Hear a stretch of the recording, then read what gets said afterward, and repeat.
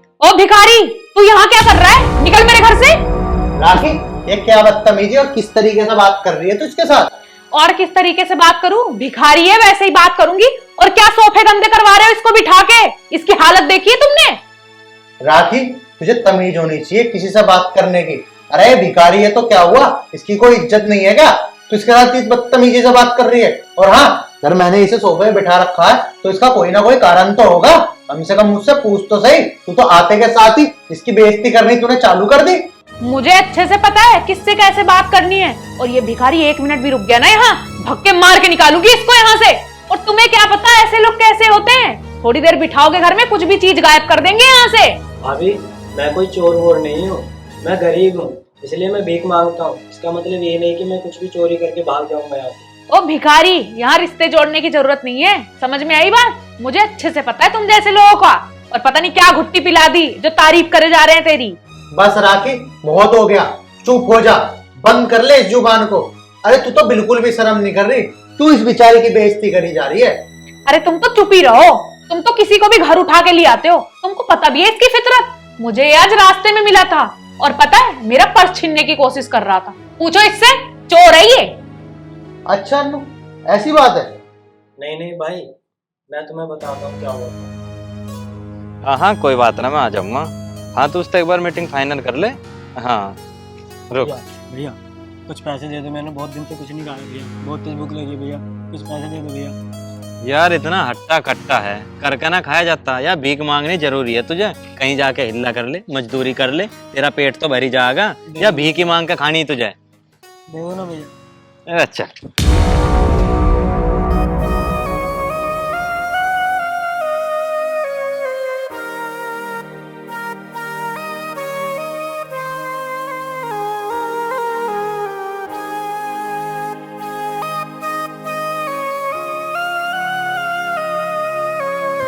ये मैडम आ रही है, इनसे मांगता हूँ, ये कुछ पैसे दे देंगी मेरे को।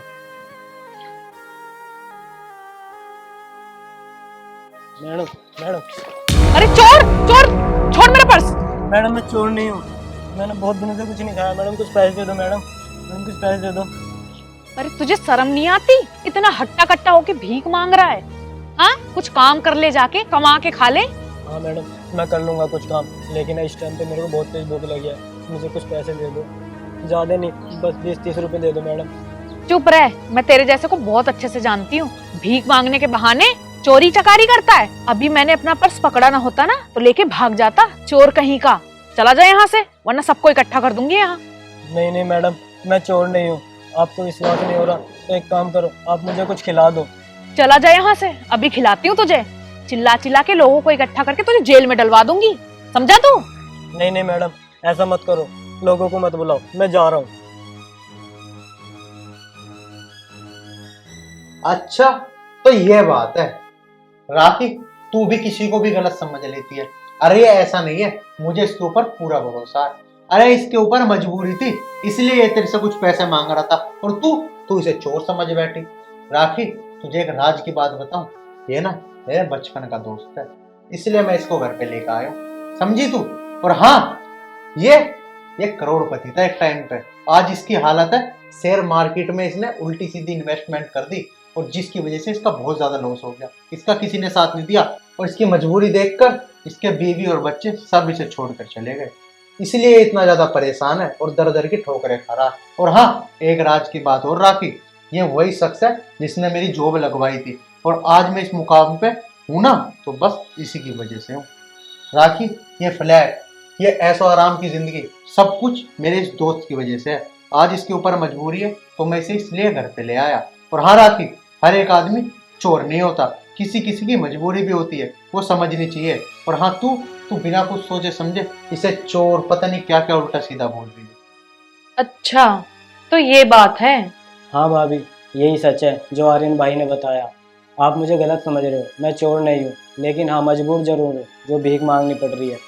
मैंने मजबूरी में सब लोगों की मदद करी, लेकिन आज मेरे ऊपर संकट आया, मेरी मजबूरी थी तो किसी ने मेरा साथ नहीं दिया। जहाँ तक कि मेरे बीवी बच्चे भी मेरे को छोड़कर चले गए। और हाँ भाभी, ये तक नौबत आ गई कि मेरे को भीख मांगनी पड़ी। और भाभी, फिर भी मैं आपको गलत लगता हूँ तो मैं आपसे हाथ जोड़ के माफ़ी मांगता हूँ। अच्छा, तो ये बात थी। भैया, तुम मुझे माफ कर दो, मैंने तुम्हें गलत समझ लिया और पता नहीं क्या क्या बोल दिया। राखी कोई बात नहीं, तूने भी इसे अनजाने में गलत समझ लिया। कोई नहीं, तू अंदर जा, मुझे इससे कुछ बात करनी है। भाई बैठ तू। देख भाई, मुझे पता है कि जब मजबूरी आती है ना तो कोई भी साथ नहीं देता, और तुझसे बेहतर ये बात कौन जाने। लेकिन हाँ, मैं तेरा दोस्त हूँ और तूने मेरी नौकरी लगवाई थी, जिसकी वजह से आज मैं इस मुकाम पे हूँ। मैं तेरा जरूर साथ दूंगा। बता तुझे मुझसे क्या हेल्प चाहिए। नहीं नहीं भाई, मुझे तुमसे कोई हेल्प नहीं चाहिए। तुम मुझसे मिल लिए, मेरी इतनी इज्जत करी, मेरे लिए वही बहुत है। नहीं नहीं मेरे यार, तू कैसी बातें कर रहा है?